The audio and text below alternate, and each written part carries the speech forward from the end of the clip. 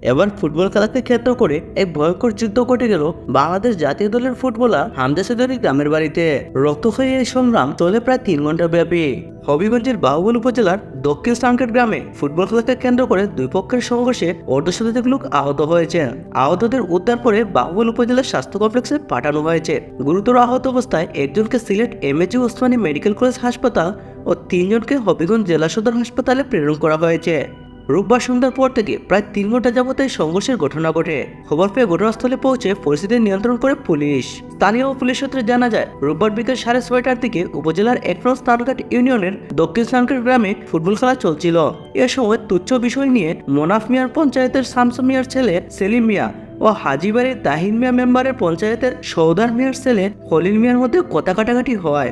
এর এক পর্যায়ে তাদের মধ্যে হাতাহাতির ঘটনা ঘটে। এই ঘটনার জের ধরে দুই পক্ষের লোকজন দেশীয় অস্ত্রশস্ত্র নিয়ে সংঘর্ষে জড়িয়ে পড়ে। প্রায় 3 ঘন্টাব্যাপী রক্তক্ষয়ী সংঘর্ষে উভয় পক্ষের অর্ধশতাধিক লোক আহত হয়েছে।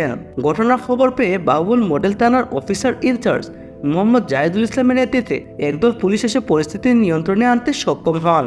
ফুটবল খেলাকে কেন্দ্র করে হামজা চৌধুরীর গ্রামের বাড়িতে ঘটে যাওয়া এই ঘটনাটি অনাকাঙ্ক্ষিত এবং এর তীব্র প্রতিক্রিয়া জানাচ্ছেন ফুটবল সমর্থকেরা এবং নেটিজেনরা। বন্ধুরা, এ বিষয়ে আপনাদের প্রতিক্রিয়া অবশ্যই কমেন্টে জানাবেন। ধন্যবাদ।